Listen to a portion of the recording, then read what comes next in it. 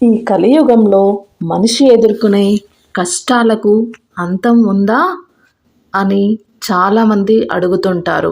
అప్పులు, రోగాలు, కుటుంబ కలహాలు, మనసుకు నిద్ర లేకుండా చేసే భయాలు ఇవన్నీ ఎందుకు వస్తాయో తెలియక దేవుణ్ణి కూడా ప్రశ్నించే పరిస్థితి వచ్చింది.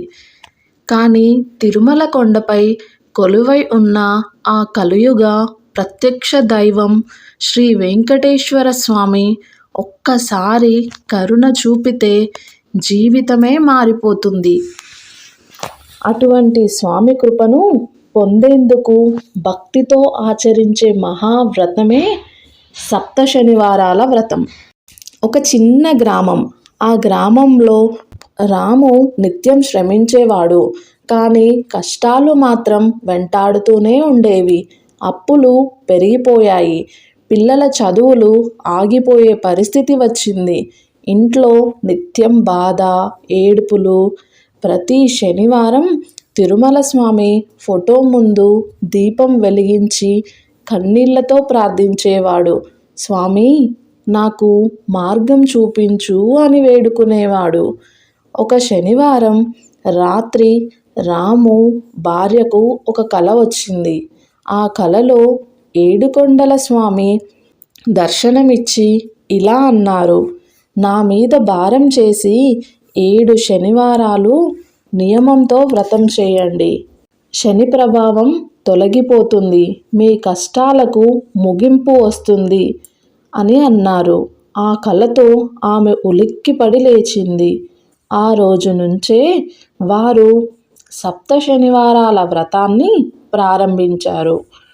మొదటి శనివారం ఉదయం సూర్యోదయానికి ముందే లేచి ఇల్లు శుభ్రం చేసి స్నానం చేసి పసుపు లేదా తెలుపు వస్త్రాలు ధరించారు. ఇంట్లో వెంకటేశ్వర స్వామి ఫోటో ముందు నువ్వుల నూనెతో దీపం వెలిగించారు. ఓం నమో వెంకటేశాయ అనే మంత్రాన్ని నెమ్మదిగా జపించారు. ఆ రోజు ఉపవాసం ఉండి సాయంత్రం నైవేద్యం పెట్టారు. కానీ మనసులో అనుమానం ఉంది, నిజంగా ఫలితం వస్తుందా అని. రెండవ శనివారం కష్టాలు ఇంకా పెరిగినట్టు అనిపించాయి. అప్పుల వాళ్ళు ఇంటికి వచ్చారు. భార్య మనసు కుంగిపోయింది.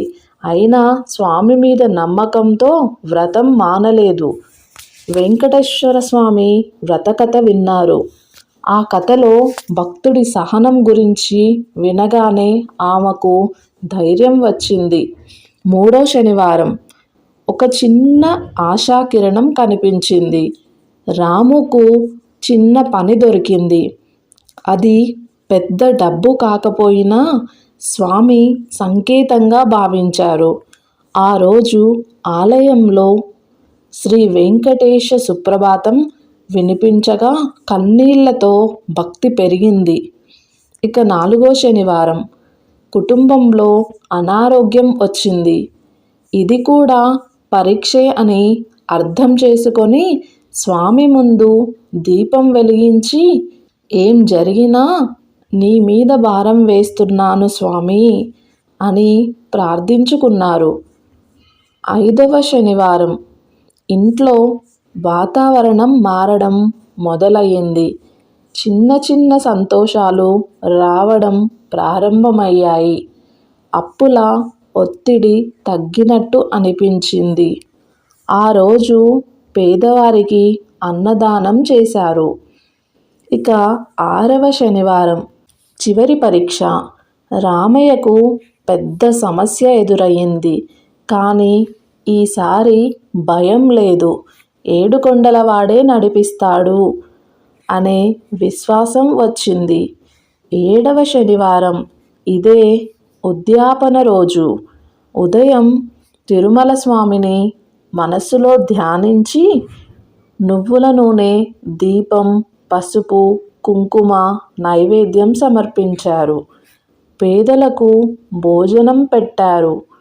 ఆ రోజు నుంచి వారి జీవితంలో మార్పు మొదలయ్యింది. అప్పులు తీరాయి. ఇంట్లో శాంతి నెలకొంది. రాముకు స్థిరమైన ఉపాధి లభించింది. ఈ వ్రతం మనకు చెప్పేది ఒక్కటే, శని భయపడాల్సిన దేవుడు కాదు, నియమం నేర్పించే దేవుడు. వెంకటేశ్వర స్వామి కృపతో శని ప్రభావం కూడా శుభంగా మారుతుంది. భక్తితో, నమ్మకంతో చేసిన ప్రతి వ్రతానికి ఫలితం తప్పకుండా వస్తుంది. ఈ కథ వింటున్న మీరు కూడా ఏ కష్టంలో ఉన్నా మనసు విరుచుకోకండి. ఏడుకొండల స్వామిని నమ్మండి. సప్త శనివారాల వ్రతాన్ని శ్రద్ధతో ఆచరించండి. మీ జీవితంలో కూడా ఒకరోజు వెలుగు తప్పకుండా వస్తుంది. పూజ ఆచరిస్తున్నంతసేపు ఈ మంత్రాలు ఖచ్చితంగా జపించండి. మీకు మంచి ఫలితం దక్కుతుంది. నమో వెంకటేశాయ. ఓం శాంతి శాంతి శాంతి. ఓం నమః శివాయ. ఓం శనిదేవాయ నమః. ఈ ప్రపంచంలో ప్రతి మనిషి జీవితంలో కష్టాలు, ఆర్థిక ఇబ్బందులు, కుటుంబ సమస్యలు వస్తూనే ఉంటాయి. కొందరికి తెలియని భయాలు, ఇంకొందరికి కనిపించని శని ప్రభావం జీవితం నిండా వెంటాడుతూ ఉంటుంది. అటువంటి సమయంలో భక్తితో చేసిన ఒక్క వ్రతం కూడా జీవితాన్ని మలుపు తిప్పగల శక్తి కలిగి ఉంటుంది. అటువంటి మహిమ కలిగిన వ్రతమే సప్త శనివారాల వ్రతం. ఇక్కడ నుండి కథ ప్రారంభం అవుతుంది. ఒక గ్రామం, ఒక పేద కుటుంబం శని ప్రభావంతో ఎదురైన కష్టాలు, ఆ తల్లి భక్తి ఇప్పుడు మనం తెలుసుకుందాం. ఆ గ్రామంలో ప్రతి శనివారం ఆలయంలో గంట మోగుతుంటే ఒక తల్లి కన్నీళ్లు మాత్రమే మోగేవి. అప్పులు, అనారోగ్యం, పిల్లల భవిష్యత్తు అన్నీ చీకట్లో మునిగిపోయినట్టు అనిపించేది. క్రమంగా శనిదేవుని స్వప్న దర్శనం, వ్రత విధానం తెలుసుకుంది. శనిదేవుడు ఆమెకు కలలో కనిపించి ఇలా అన్నారు: 7 శనివారాలు నియమంతో, శ్రద్ధతో వ్రతం చేయి. నీ కన్నీళ్లకు సమాధానం లభిస్తుంది. మొదటి శనివారం ఆమె చేసిన చిన్న పొరపాటు, రెండో శనివారం వచ్చిన పరీక్ష, మూడో శనివారం ఆశా వెలుగు, నాలుగో శనివారం భయం, 5వ శనివారం అద్భుత సంకేతం, 6వ శనివారం తట్టుకోలేని పరీక్ష, 7వ శనివారం మహాఫలితం. ఇవన్నీ ఇప్పుడు చూద్దాం మనం. ఓం ప్రాం ప్రీం ప్రౌం సం శనైశ్చరాయ నమః.